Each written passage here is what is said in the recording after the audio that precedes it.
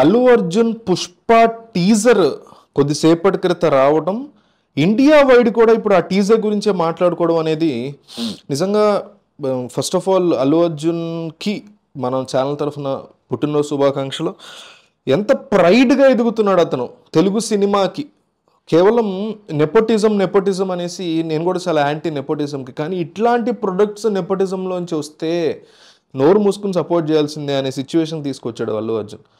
India wide national award కొట్టడమే కాకుండా తెలుగు జనాలకి గర్వకారణంగా మారుతూ ఈరోజు రిలీజ్ చేసిన టీజర్లో అతను వేసుకున్న గెటప్ కానీ, సుకుమార్ విజన్ కానీ, దేవిశ్రీ ప్రసాద్ ఇచ్చినటువంటి ఆ మ్యూజిక్ కానీ, అన్నిటికీ మించి ఆ గెటప్లో అతన్ని అద్భుతంగా చూపించినటువంటి ఆ మేకప్ టీమ్కి కానీ మనం నిజంగా హ్యాట్స్ ఆఫ్ చెప్పాలి.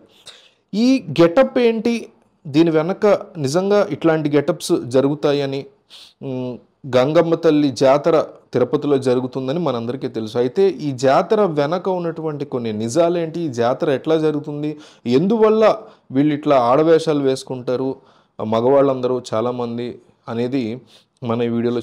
మీసాలతో ఆడవేషం, మెడలో నిమ్మకాయలు, పట్టుచీర కట్టుకోవటం, ఆభరణాలు పెట్టుకోవడం, ఇవన్నీ కూడా లైవ్లో జరుగుతుంది తిరుపతిలో జరిగేటువంటి గంగమ్మ జాతరలో.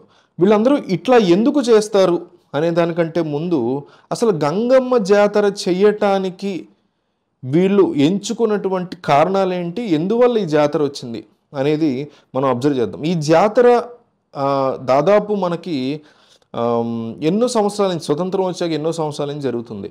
మీరు అబ్జర్వ్ చేస్తే బ్రిటిషర్ల కాలంలో పాలెగాళ్ళని నియమించేవారు. ఇప్పుడు మన గవర్నర్లో ఎట్లా ఉందంటే, గవర్నర్ ఎందుకంటున్నారంటే ముఖ్యమంత్రి కాదని, గవర్నర్ ఎందుకంటున్నారంటే గవర్నర్ని కేంద్రం నియమిస్తుంది. అట్లాగే పాలెగాళ్ళని నియమించేవాళ్ళు ఈ బ్రిటిషర్స్ తమ తమ ప్రాంతాలని పాలించడానికి. ఒక్కొక్క ప్రాంతానికి, ఇప్పుడు రాష్ట్రం మొత్తం, ఉదాహరణకి ఆంధ్రప్రదేశ్ రాష్ట్రం తీసుకుందాం. ఆంధ్రప్రదేశ్ రాష్ట్రాన్ని బ్రిటిషర్లు పాలించేటప్పుడు కోర్స్ చెన్నైలో కలిసి ఉంది, తమిళనాడులో, మామూలుగా చెప్తున్నా ఉదాహరణ తీసుకుని.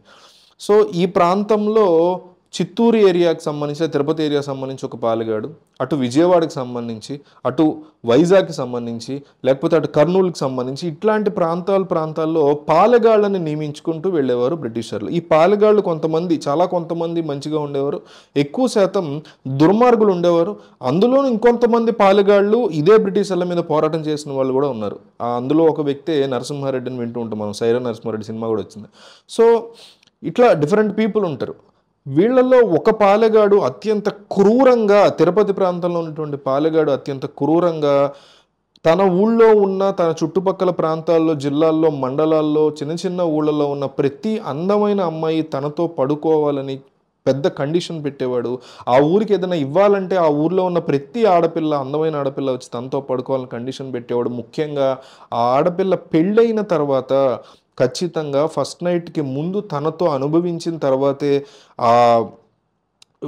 ఎవరైతే పెళ్ళికొడుకు ఉంటాడో అతను ఆ అమ్మాయిని అనుభవించాలి అనేటువంటి దారుణమైన కండిషన్లు పెట్టి ప్రజలను చాలా తీవ్రంగా టార్చర్ పెడుతుండేటువంటి ఒక సేడిస్ట్ వ్యక్తి ఉండేవాడు పాలెగాడిగా. ఈ పాలెగాడు అంటే మీకు గంగమ్మ తల్లి ఆ పాలెగాడిని చంపింది. ఇప్పుడు గంగమ్మ తల్లి అనుకోండి, లేకపోతే ఎవరైనా ఈ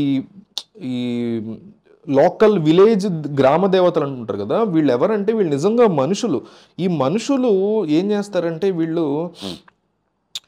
రెవల్యూషనరీ థాట్స్తో బయటకు వచ్చిన వాళ్ళని వీళ్ళు తల్లులుగా, దేవతలుగా పూజిస్తూ ఉంటారు. వాళ్ళ నుంచి ఇన్స్పిరేషన్ తీసుకుని మనం కూడా అంతే పోరాటం చేయాలి అన్యాయం చేసిన వాడి మీద ఆడవాళ్ళకి అనే దానికంటే కూడా వీళ్ళు ఎక్కువగా వాళ్ళని పూజించే పనులను బిజీగా ఉంటారు. సో అప్పుడు ఇలాగా ఇతను పాలించేటువంటి ప్రాంతంలో పుట్టినటువంటి గంగమ్మ అనే వ్యక్తిని కూడా అనుభవించాలని ఇతను ప్రయత్నం చేసినటువంటి టైంలో ఆమె ఇతని మీద తిరగబడి ఇతను చంపడానికి ఎన్నో ప్రయత్నాలు చేసినప్పుడు ఇతను భయపడి దాక్కున్నటువంటి పరిస్థితి. అతన్ని చంపగలదు, అంత క్యాపబుల్ పర్సన్ అని తెలుసుకున్న తర్వాత దాక్కున్నటువంటి పరిస్థితుల్లో అతన్ని వెతుక్కుంటూ ఆ ఊరు మొత్తం, తిరుపతి, ఆ చిత్తూరు, ఆ ఏరియాలు మొత్తం కూడా బూతులు తిడుతూ వాడిని, ఆ వ్యక్తిని, ఆ ఏరియాస్ మొత్తం వెతుకుతూ ఉండేది. ఆ వెతుకుతూ ఉన్నటువంటి టైంలో ఒక్కొక్కసారి ఒక్కొక్క వేషం వేసుకుంటూ ఆమె తిరిగేది. అవే వేషాలని వీళ్ళు ఈ జాతరలో వేస్తారు. మొదటి రోజు బైరాగి వేషం, అట్లా ఇంకొక రోజు బండ వేషం, ఇట్లా ఒక్కొక్క వేషానికి ఒక్కొక్క కారణం ఉంది. అంటే అతను దొరకాలి అనే ఉద్దేశంతో అన్ని వేషాలు వేసి ఆమె వెతుకుతూ ఉండగా అతన్ని 5-6 వేషాలు 4-5 వేషాలు వేస్తే అతను దొరకలేదు. ఫైనల్‌గా దొర వేషం అంటే ఒక బ్రిటిషర్ వేషాన్ని ఆమె వేసింది. వేయటంతో తన తన దొర తనకి ఏదైతే ఈ పాలెగాడికి ఈ ప్రాంతాన్ని అప్పచెప్పాడో ఆ బ్రిటిషరే వచ్చాడని నమ్మి అతను బయటికి రావడం ఆ పాలెగాడు. అప్పుడు ఆ గంగమ్మ అనేటువంటి వ్యక్తి అతన్ని చంపడంతో ఆ ఏరియా మొత్తానికి ఆమె గ్రామ దేవతగా లేదా ప్రాంత దేవతగా మారి అప్పటి నుంచి కూడా ఈ తాతయ్య తోపు అనేటువంటి ప్లేస్‌లో ఉన్న ఈ ఆమెకంటూ ఒక విగ్రహాన్ని అంటే మనం ఇప్పుడు ఈ విగ్రహాలు అవి కడతాం కదా, అట్లా కాకుండా అప్పుడు గుళ్ళు కట్టేవారు. సో ఆవిడకు ఒక గుడి కట్టించి అక్కడ ఈ జాతరని ఇన్ని సంవత్సరాల నుంచి కూడా వీళ్ళు చేసుకుంటూ వస్తున్నారు. అట్లా చేసుకునేటువంటి క్రమంలో ఆమె వేసిన ప్రతి వేషాన్ని వేస్తారు వీళ్ళు. బైరాగి వేషం, బండ వేషం, ఆవిడ ఒక మగాడిగా ఆమె వేషం వేసింది. ఆ మగ వేషం అంటే ఆడవాళ్ళు మగవాళ్ళగా, మగవాళ్ళు ఆడవాళ్ళగా మారేటువంటి వేషం. ఇట్లా ఇన్ని రకాల వేషాలు వేస్తున్నప్పుడు కూడా ఆమె కూడా ఒకానొక సందర్భంలో అటు ఇటు కానిటువంటి వ్యక్తిగా కూడా ఒక వేషం వేసిందని చెప్తారు. అందువల్ల మగవాళ్ళు ఆడవాళ్ళగా మారుతూ మొత్తం గాజులు వేసుకుని, శారీ కట్టుకుని, జ్యువెలరీ పెట్టుకుని, నిమ్మకాయ దండల మెడలో వేసుకుని కంప్లీట్‌గా ఒక యూనక్ లాంటి ఒక వేషాన్ని వేసేటువంటి ఒక సాంప్రదాయం ఆ ప్రాంతంలో ఉంది. అనేక మందిని ఇప్పటికీ కూడా మనం అక్కడ వేసేవాళ్ళని, అట్లాంటి వేషాలు వేసేవాళ్ళని మనం చూస్తూ ఉంటాం. ఎన్నో సంవత్సరాల క్రితం యాక్చువల్లీ ఆవిడ్ని వెంకటేశ్వర స్వామికి చెల్లెలుగా పిలిచేవారు. సో వెంకటేశ్వర స్వామి చెల్లెలు కాబట్టి ఫస్ట్ ఆవిడని దర్శనం చేసుకుని ఆ తర్వాత వెంకటేశ్వర స్వామి దగ్గరికి వెళ్ళి దర్శనం చేసుకునేవారు. నెమ్మదిగా ఆచారంలో అవన్నీ కూడా పోతూ వచ్చాయి.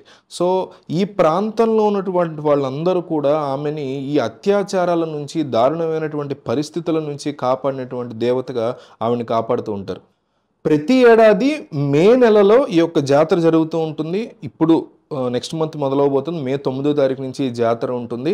ఆ కోర్ కాన్సెప్ట్ని ఏదైతే మన పుష్ప 2లో హీరో పుష్పరాజ్ పుష్ప 1 నుంచి ఒక గొప్ప డ్రగ్ లార్డ్గా అనండి, లేకపోతే ఈ చందనాలకు సంబంధించిన డ్రగ్ లార్డ్ కాదు, ఈ చందనాలకు సంబంధించి స్మగ్లింగ్ చేసే లార్డ్గా ఎదిగినటువంటి ఈ పుష్ప అనే వ్యక్తి ఈ జాతరలో విలన్స్ని ఎట్లా ఎదుర్కొన్నాడు అనేటువంటి దాన్ని ఇక్కడ వీళ్ళు ఈ సినిమాలో చూపించబోతున్నారు. అయితే ఇందులో ఇంకొక అంశం ఉంది. వీళ్ళు ఏంటంటే ఈ ఏదైతే ఆ గెటప్ వేసుకుంటారో వాళ్ళు చిన్నపిల్లలైనా పెద్దవాళ్ళైనా జాతరకు వచ్చే వాళ్ళందరినీ పచ్చి బండబూతులు తిడుతూ ఉంటారు.